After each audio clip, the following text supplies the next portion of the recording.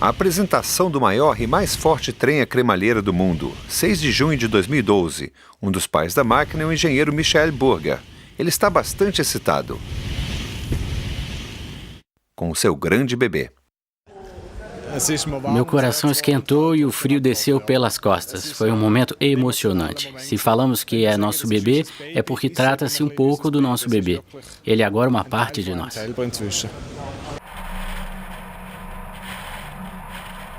Outubro de 2011, a locomotiva a caminho de Bussnang, no cantão da Turgóvia. Aqui na sede da empresa Stadler Rail, Michael Burger já aguarda a grande máquina. O caminhão está dando a marcha ré. Ele está agora nessa famosa curva. Burger passou uma noite mal dormida. É compreensível. Depois de mais de um ano de planejamento, hoje começa o trabalho sério. É um verdadeiro marco nesse projeto. Todo o material está presente. Agora ele torna palpável. Não é mais um desenho técnico, mas sim está lá e vai funcionar. Para 200 funcionários começa um grande desafio técnico e logístico. O objetivo é ambicioso. 7 superlocomotivas devem ser construídas no espaço de 1 ano e meio. 80% das peças são fabricadas na Suíça. Aqui os técnicos parafusam e soldam na estrutura da locomotiva. Enquanto isso, no pavilhão ao lado, seus colegas montam um novo sistema de cremalheira. O sistema de cremalheira responde tanto na subida como na descida, aproximadamente a 75% da propulsão. Os restantes 25% da propulsão ocorre diretamente nos trilhos através dos conjuntos de 8 rodas. Todas as locomotivas são pintadas de azul. Azul é uma das cores nacionais do Brasil. Essas 7 máquinas potentes são fabricadas para esse grande país sul-americano. A instalação progride com rapidez, porém existe um certo nervosismo no ar. O tempo corre.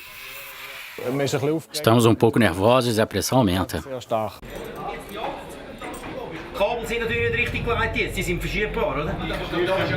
Cada locomotiva custa 8,5 milhões de francos. Os brasileiros a chamam de Rolex, pois são relativamente caras. Nesse meio tempo, o truque ferroviário já está montado e encontra-se lá fora, frente ao pavilhão, pronto para o transporte. Também o truque ferroviário é um novo desenvolvimento com algumas características especiais. Michael Burger explica algumas delas. Esses 50 milímetros irão se desgastar futuramente. Isso significa que a roda ficará menor nessa proporção. O problema das cremalheiras é que quando a roda se torna menor, então a engrenagem recua continuamente. Em algum momento ela se bloqueia. Isso aumenta o risco de descarrilhamento. Quando chegamos a um determinado nível de desgaste, esse parafuso se solta e toda a locomotiva se eleva.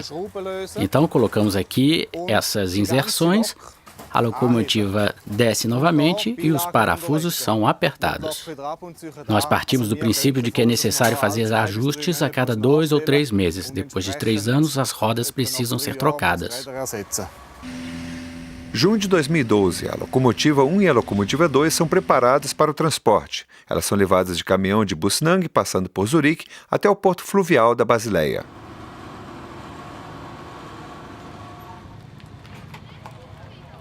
A razão para o transporte rodoviário. A largura dos trens suíços não é suficiente para o transporte dessas locomotivas. 20 horas são gastas para levar 2 locomotivas e 4 truques ferroviários. Eles são montados nelas e depois as máquinas são colocadas dentro de um navio do rio Reno. A viagem continua através do Reno, passando por Roterdã e ao largo da costa do Mar do Norte. As locomotivas são levadas até o porto da Antuérpia. Aqui os 2 são carregados em um navio de carga. O navio abandona o porto belga e durante 3 semanas atravessa o Atlântico até chegar a Santos, o maior porto da América do Sul. A chegada ocorre em outubro de 2012.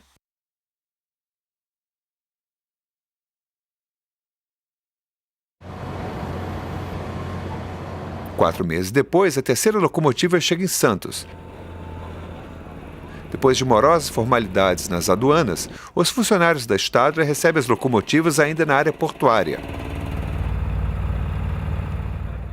Um guindaste levanta um monstro de 120 toneladas e, enfim, o reboque do caminhão pode ser retirado.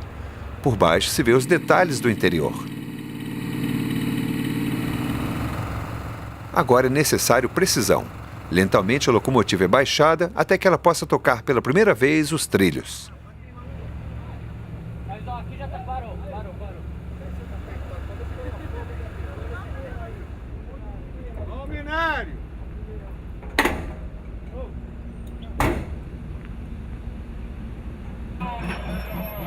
Como o trecho ainda não está eletrificado, uma locomotiva a diesel é acoplada e leva a máquina número 3 por 10 km até o destino final. No futuro, as locomotivas da Stadler devem transportar mercadorias entre Santos e São Paulo. Primeiramente, as locomotivas a diesel levam os vagões de carga até a raiz da serra. Depois, o transporte prossegue com locomotivas elétricas à cremalheira. Elas sobem a serra juntamente com a mercadoria até Paranapiacaba. De lá, locomotivas a diesel assumem e levam a carga até São Paulo. O mesmo ocorre no retorno. Estação de Paranapiacaba.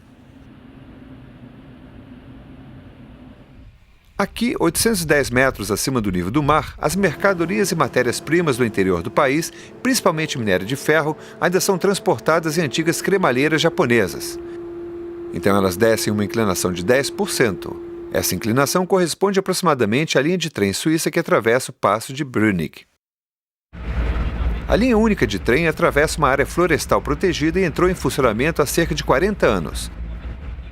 Desde então, o tráfego é intenso, 24 horas por dia, 365 dias por ano. Depois de quase 10 km e 800 metros de descida, finalmente chegamos à região industrial, nas cercanias do porto.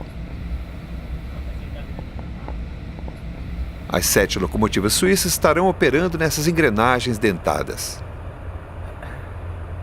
Na região da estação intermediária está parada a locomotiva número 1. Todos os detalhes são controlados pela equipe de técnicos. Apenas no local é possível garantir o funcionamento e a adaptação dos diferentes sistemas. É um trabalho duro em temperaturas elevadas e forte umidade. A colocação em funcionamento de cada locomotiva leva um mês. O engenheiro eletrônico Jörg Schöning é o chefe da equipe. Ele é um verdadeiro especialista no setor. Construir uma locomotiva dessas era um sonho de juventude. Sempre pensei que era uma vergonha para nós o fato dos japoneses terem fabricado no passado a maior cremalheira do mundo. Agora estamos corrigindo isso, já que pilotaremos aqui uma locomotiva verdadeiramente suíça. Nesse meio tempo, a locomotiva 4 chega ao depósito. Ela é preparada para os primeiros testes em área plana. Para isso, ela precisa de óleo, muito óleo. No total, 120 litros. No dia seguinte, uma visita importante era anunciada. Era o chefe da empresa, Peter Spuller, em pessoa. Nem para ele foi aberta uma exceção. Também Spuller precisa se proteger contra as diversas cobras venenosas que habitam a região. O chefe experimenta então a sua primeira viagem na superlocomotiva. Depois de poucos metros, a engrenagem se encaixa na régua dentada. Na chamada tração dupla, as duas locomotivas rebocam o comboio de vagões de carga. Assim será feito também no futuro. O chefe acompanha a manobra com ceticismo, não sem razão, pois existem experiências passadas. Outubro de 2012, a locomotiva trafegava em direção ao depósito. O humor dos técnicos muda rapidamente. Depois de apenas 300 metros percorridos, um dos eixos se bloqueia. O desespero toma conta deles. Nada mais funciona. A locomotiva é então colocada sobre carrinhos de socorro e depois rebocada. No depósito, um guindaste inça a locomotiva. Os eixos são então removidos. Então o estrago se torna visível. Entre duas peças havia uma margem reduzida. As engrenagens devem ser trocadas. A perda de tempo com o incidente foi de 3 meses. Agora tudo funciona e o chefe demonstra compreensão com o erro. Vocês precisam imaginar uma locomotiva de 120 toneladas e então fracassamos por apenas 0,2 milímetros. Mas isso faz parte do negócio. São protótipos que precisam ser desenvolvidos desde a base e então erros podem ocorrer. Naturalmente, não estamos muito satisfeitos, mas sempre somos confrontados com essas coisas. Ela está andando bem, não? Parece que está tudo bem. E assim o chefe passa a aproveitar e não cessa seus elogios.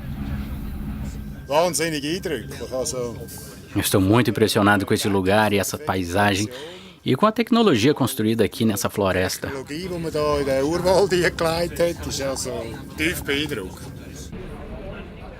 13 de fevereiro de 2013, dia oficial de entrega. A presidenta não vem pessoalmente como prometido, mas pelo menos o ministro brasileiro dos Transportes descobre uma placa comemorativa. Então os convidados de honra embarcam para a descida a Santos. O ministro dos Transportes está na frente, na cabine. Os outros convidados fazem o trajeto em vagões de passageiro. As locomotivas da Stadler poderão no futuro transportar o dobro de carga do que os seus predecessores japoneses. O ministro dos Transportes mostra-se impressionado. Isso significa menos tempo, isso significa uma capacidade maior de movimentação de cargas, fazendo com que hoje cerca de 2.000 caminhões que operam nas rodovias que ligam o Planalto Paulista à Baixada Paulista deixem de circular 2.000 caminhões por dia. Isso é bom do ponto de vista econômico e bom do ponto de vista ambiental. No momento, 4 locomotivas estão operando regularmente. As 3 restantes devem chegar ainda no verão.